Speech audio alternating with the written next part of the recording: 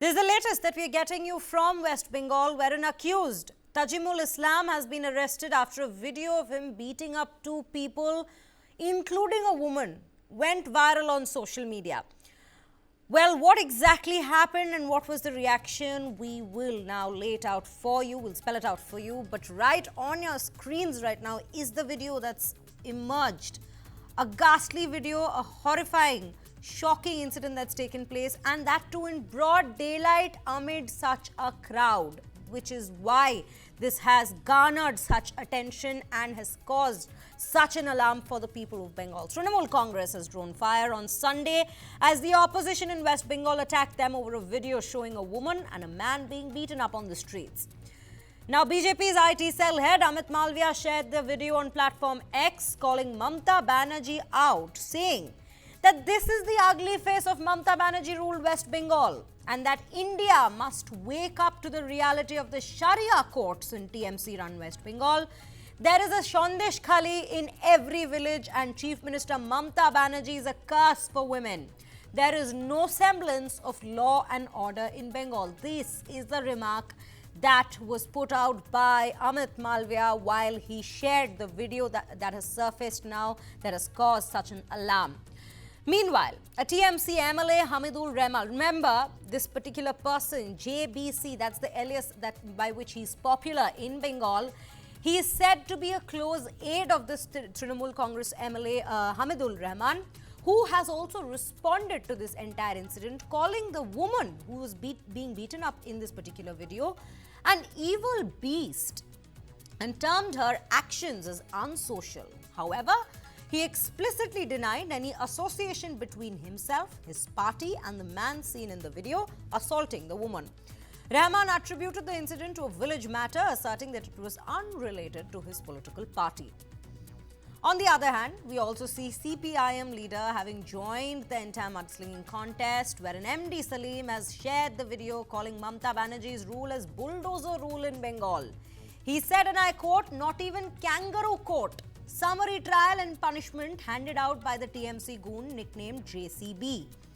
This is the current situation. And well, we will bring you all the latest updates and a discussion on what exactly is going on in West Bengal. In broad daylight, a man beating up two women brutally and mercilessly, as you can see in this particular video. With that, let's cut across to our colleague Rupak Ghosh, who's joining us on this broadcast. Rupak, आप हमें ये बताएं कि पहले तो अभी arrest हुआ है कि नहीं इस पर्टिकुलर जो अक्यूज्ड है जेसीबी ताजमुल, और जो एमएलए हैं उन्होंने अभी आके कहा है कि हमारा कोई नाता नहीं है इस अक्यूज्ड के साथ, हम इसे नहीं जानते। पर ऑपोजिशन ने बहुत क्लियरली आके ये कहा है कि ये जो इंसान है जेसीबी, ये एमएलए रहमान के करीबी एड है। आप हमें क्या जानकारी दे सकते हैं इस फ्रंट पे? देखिए तृणमूल कांग्रेस का जो उत्तर दिनाजपुर डिस्ट्रिक्ट प्रेसिडेंट है वो साफ बता दिया है कि ये जेसीबी टीएमसी का ही आदमी है और एमएलए के साथ भी वो घूमता था, और इसलिए एक बात तो स्पष्ट है कि ये टीएमसी का ही आदमी है, टीएमसी करने वाला है। और चोपड़ा में ये जेसीबी का बहुत बड़ा राज चलता है। सिर्फ ये एक घटना नहीं है, पिछले बार भी ये जेसीबी इस तरह सा बहुत सारा कांड किया है जो पुलिस के रिकॉर्ड में भी है, लेकिन पुलिस किसी भी तरह से उसको पकड़ में नहीं ला पा रहा था। लेकिन इस घटना सोशल मीडिया में आने के बाद और ऑपोजिशन वालों का जो एजिटेशन सोशल मीडिया में, उसके बाद इसको अरेस्ट किया गया है और अभी पुलिस इस घटना का तदंत पूरा तरीके से कर रहे हैं। श्रेया। रूपक, हमें जितना अभी तक जानकारी मिली है और एमएलए रहमान भी जो हमें बता रहे थे कि ये मामला किसी पॉलिटिकल पार्टी से रिलेटेड नहीं है, ये किसी विलेज, ये किसी गांव का मामला है।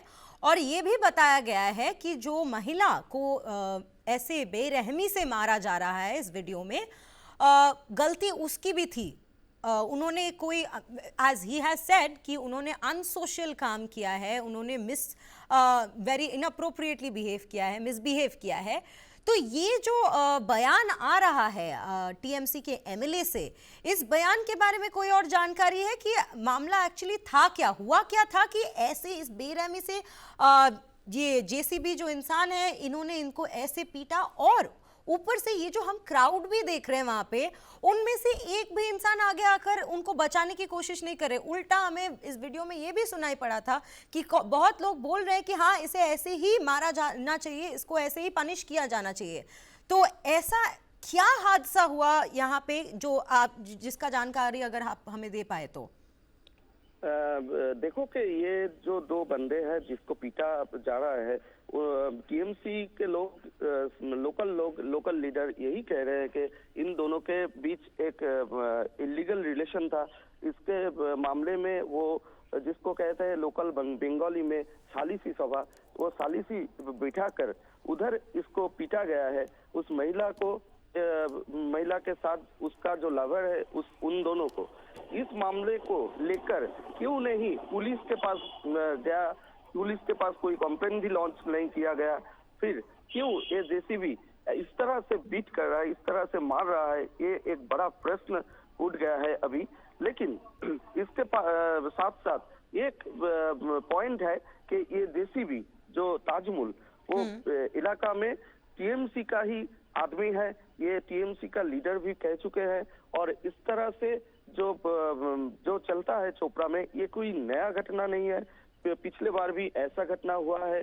और इस तरह से जेसीबी एक उसका खुद का एक गैंग है जो इस तरह से सालिसी करता है, और सालिसी में ऐसा ही वो लोगों को पीटता है और खुद का शासन चलाता है। श्रेया जी रूपक, हमें ये सारी जानकारी देने के लिए धन्यवाद। Well, that was our colleague in fact saying that this is not the first such instance or incident that's taken place in the area, and apparently such cases are quite commonly seen, especially involving the accused JCB, who in fact Amit Malviya in his post on X had also said that he is the one who people come to for insaf, for justice in this area. So this is the current update that we're getting to you from the region. We'll keep a close track of what exactly unfolds further through the day. But right now we also have Adhir Ranjan Chaudhary's bite on this entire matter. Let's take a look at what exactly he said about this. देखिए, कोई भी महिला हो, चाहे आदिवासी हो आदिवासी ना हो, बंगाल में महिला पर अत्याचार किसी सूरत में हम बर्दाश्त नहीं कर सकते। और सिर्फ बंगाल में नहीं, हिंदुस्तान में कई जगह महिला पर अत्याचार किसी हालत में कोई समर्थन नहीं दे पाएंगे। बंगाल में क्यों ऐसा हो रहे हैं? चुनाव हो चुके हैं, चुनाव के नतीजा निकल चुके हैं, सत्तारूढ़ पार्टी की बहुत सारे सीट में जीत हासिल चुके हैं, फिर किसके खिलाफ ये प्रतिहिंसा बरतने की जरूरत होती है मुझे पता नहीं। ये राजनीतिक प्रतिहिंसा सारे देश में चर्चा के मुद्दे बन गए हैं।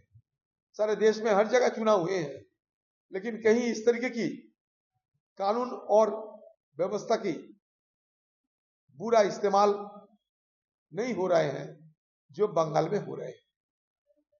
एक महिला चाहे जो जिस पार्टी के भी क्यों ना हो, उससे अत्याचार करने की कोई अधिकार किसी को नहीं है। पुलिस वालों ने लिपापोती करने के लिए इधर की बात उधर, उधर की बात इधर करने की हर संभव प्रयास करेंगे। लेकिन हमारा कहने का मतलब यही है, हमारा यही मांग होगी कि दोषियों को गिरफ्तार किया जाए और दोषियों के खिलाफ सख्त कार्रवाई किया जाए।